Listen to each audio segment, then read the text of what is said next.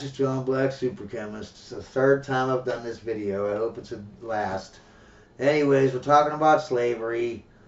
I wanted to bring up that, slavery has been around for the beginning of time in every culture, every society, every skin color. The Asians, the blacks, browns, whites, all of them, they all had slaves to the same degree. I mean, if you had to pick one, though, it'd probably be, I think all historians would say the Asians were the worst when it comes to slavery. Not because of their skin color, just because someone had to be slightly worse than the rest. They can't be exactly the same.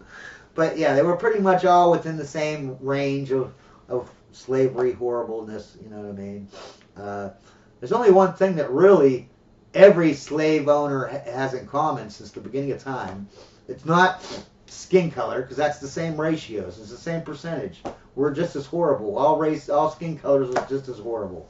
Okay, but what happened? And not all, like in the United States, not all white people had slaves. Just like any other country, not all the people had slaves. Only one group had the slaves. That was the elites. That's the difference. The elites. Why do we think it's about white people like in the United States? It's always about the elite. Every country, every skin color, the Asians, blacks, whatever. It's always the elites that have slaves. It's never the poor people in the middle class. It's the elites. Come on. But we always blame someone else. Why do we do that? Who picks the books that we read in the public schools that we teach to our kids? Who picks those books? Oh, the elites. Gee, I wonder why. I mean, think about it.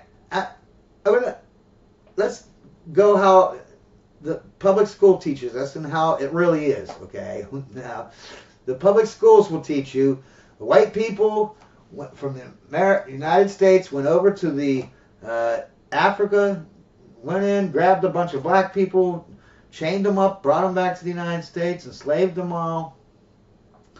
And and we call that the transatlantic slave trade.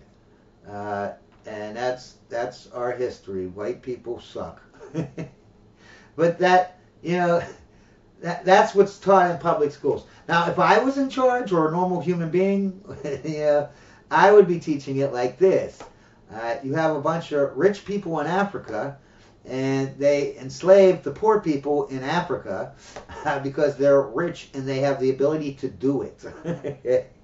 Then you had the people in the American colonies, which is under UK rule, right?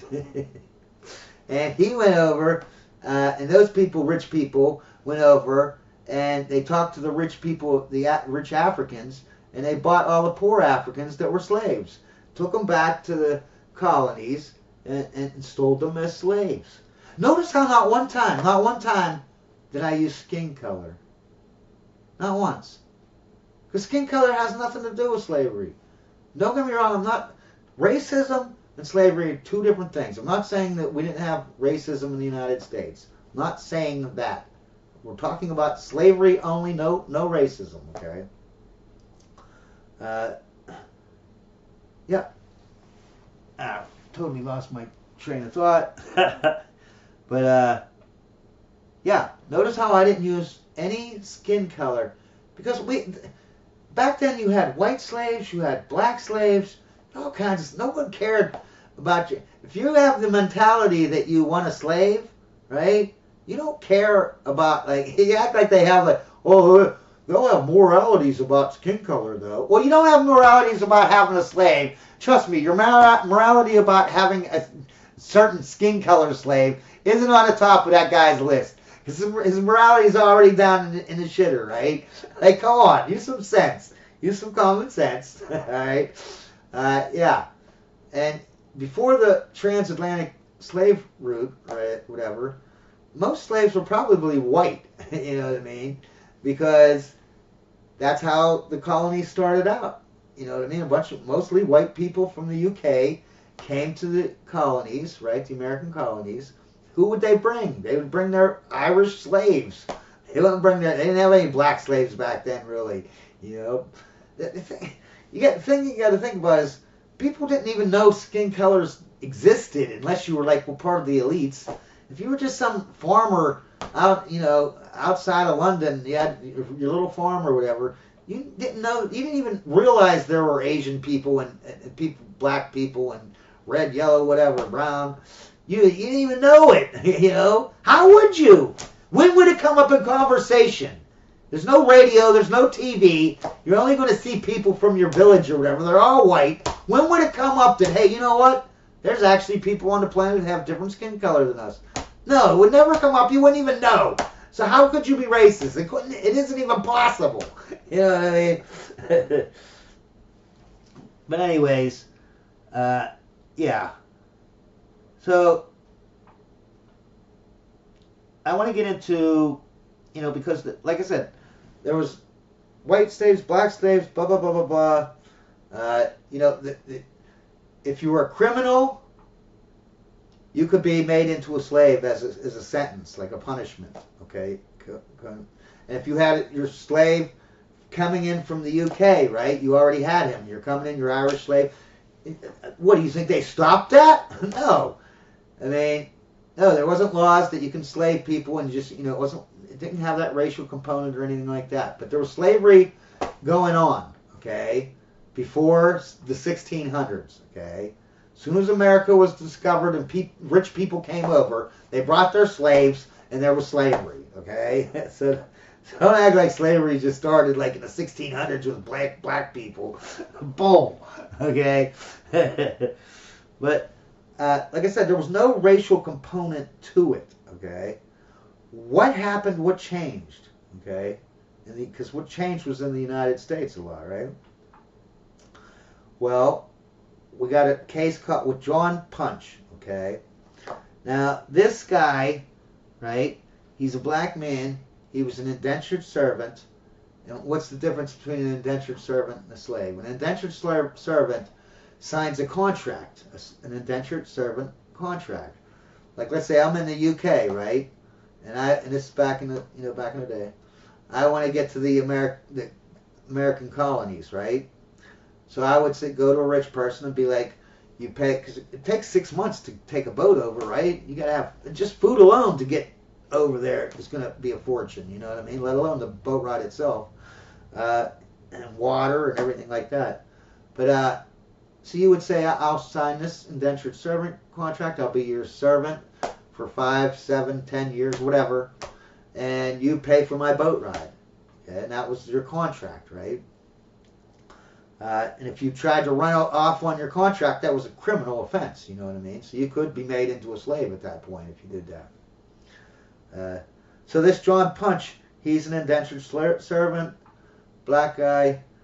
2 white guys are also indentured servants. They're all the same, owned by the same person or whatever. And they run away before their contract is up, right? Which is a criminal offense. So they track them down, bring them back, and they sentence them, the 2 white guys. I can't remember the exact years. Say 1, 2, 4 years, somewhere in there, you know what I mean? Let's say 2 years, though. Let's say 3 years. They each get 3 extra years added onto their indentured servant contract, so they have to be a servant for 3 more years, right? The black man, though, he gets a lifetime sentence to being a slave, an indentured servant. Now, that is no big deal, okay? I mean, it is a big deal. Back then, that was no big deal, okay? That isn't what makes this case important. What makes it important, because that happened all the time. You could be made a lifetime slave, by breaking the law. That was commonplace. But the thing is the white guys only got 2, 3 years, and the black guy got made into a lifetime slave. It was the 2-tier justice. That was the pivotal point on the 2-tier justice thing. Okay. Probably they had it in the plan that, hey, look, it's really easy to control black people because they can't run away. You can see them in a crowd, man. I mean, you can have total control if they were all black. So anyways, he gets made, and some people say he's the first black slave, and that started out to slavery. No, that didn't start out to, That was commonplace to be made a slave if you broke the law, man. Hey, that was commonplace. That's nothing out of ordinary. What made it out of ordinary was that the two-tier justice. That was whatever. Okay. Then the next pivotal point. Okay, and this is considered the first black slave too. Legal black slaves for life. And I consider this guy the first one too. The owner is Anthony Johnson, okay, a black man, and he had a black indentured servant named John Castor. John Castor, after his, he says his years were up on his contract. Let's say he had 8 years.